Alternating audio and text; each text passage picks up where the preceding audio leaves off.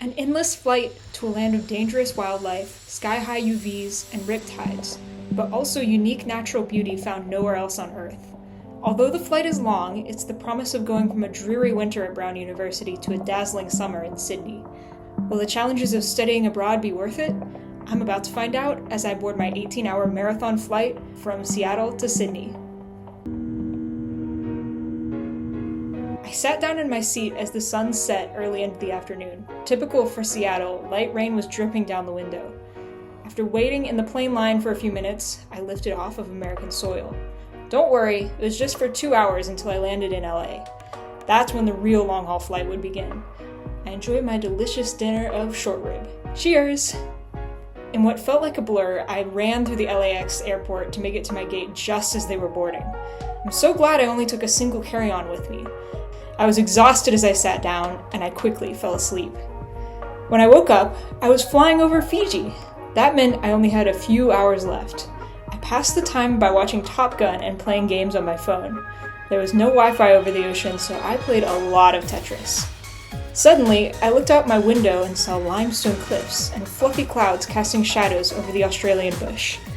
I pulled my phone out to film it, and as if it was storyboarded, the Sydney skyline appeared. I schlepped my single duffel, which arrived safely, onto the bus. I had no problems making it through immigration, although I worried they were going to take my beloved alpaca, because he is made of real alpaca fur. Thankfully, they didn't.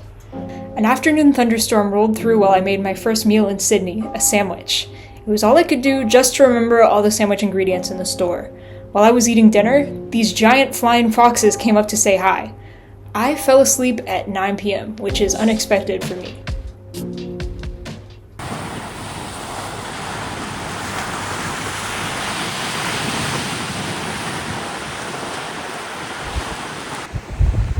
Hi guys, Juliana here.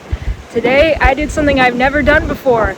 I woke up early and I went to the beach. And I've been swimming for like 2 hours, as you can see, because my hair is very wet. And I was just at Coogee Beach, which is over in this direction.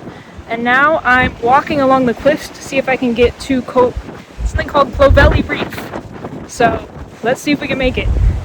Right now, I'm walking along the Coogee to Bondi Trail. It's one of the most beautiful hikes I've ever been on, and it's just 30 minutes away from my dorm. I packed my backpack with swim gear. My plan is to swim and hike in one trip. Admittedly, Coogee was a bit of an underwhelming swim. It was cloudy, and there wasn't much to see. I had trouble diving beneath the waves, which were just enough to rock me, but not really good enough for surfing. The sun dried me off quickly as I walked along the cliffs.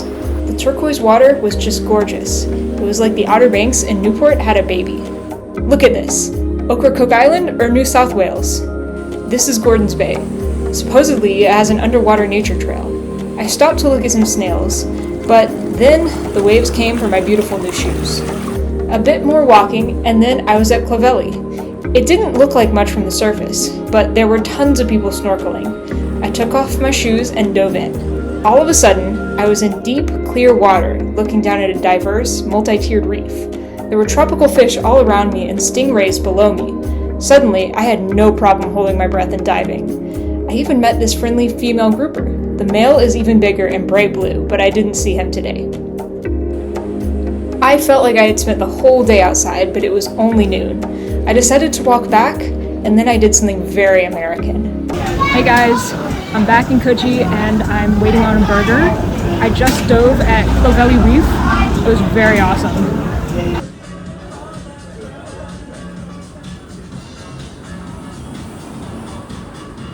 Now, I'm going to take you back with me to my dorm. This is what the walk looks like. I'm struck by these giant trees. They're almost like South Carolinian magnolias, but way bigger. I feel like I'm in a rainforest. You'll notice that the streets are very clean, and I feel very safe walking around in the city. My only concern walking around in the streets is the lack of shade, sometimes. Thankfully, this part of the walk is very shady and nice. This is what the campus looks like. Absolutely gorgeous trees. However, there is a warning that branches might fall on your head. I say it's worth it to keep these trees. The entire campus is like this.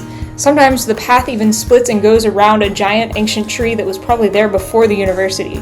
Looking up, you can see my dorm is one of these, high up on the 5th floor.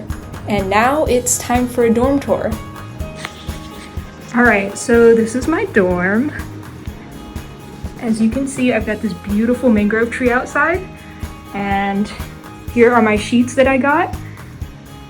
And of course, I've got my alpaca right here that I didn't let the TSA take from me. And yeah, I got all my clothes over here.